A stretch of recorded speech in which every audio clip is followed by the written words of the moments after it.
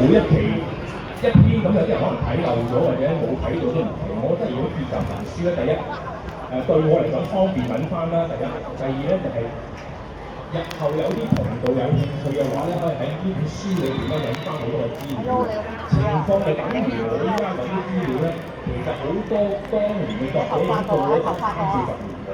我睇翻嗰啲嘅文章嘅時候咧，我覺得係對嗰個前輩咧係好景仰，即係好似有種感覺咧，生得平時冇機會同佢哋朋友啊交流一下咁。我其中揾，如果有睇我即係冇意見呢個專欄嘅話咧，你會發覺當中有啲相咧，其實幾舊下嘅。咁我講其中一個我揾資料嘅方法咧，如果有冇邊位朋友上過網去香港圖書館揾嘢嘅，請舉手有冇啊？我估都會好少喎，因為其中有一欄咧係舊報紙嘅，有冇揾過啊？冇啊！咁我講少少喎，依家上邊咧喺呢個香港圖書館嘅舊報紙度咧，依家我就咁記得啦，香港工商日報、香港工商晚報、南華早報、大江報華諸如此類嗰啲報紙嘅。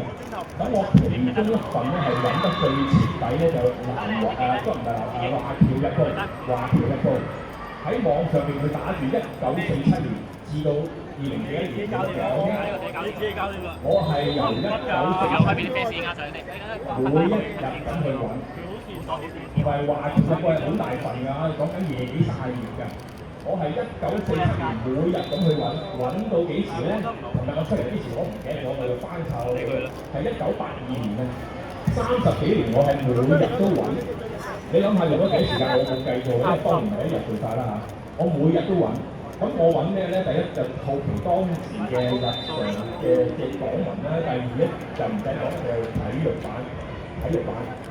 當時嗰啲體育版咧就好多唔同嘅運動啦，咁有冇用咧？呢樣嘢可以當係嗰段嘢有冇用咧？係我睇落先得嘅。咁係有30幾年嘅報。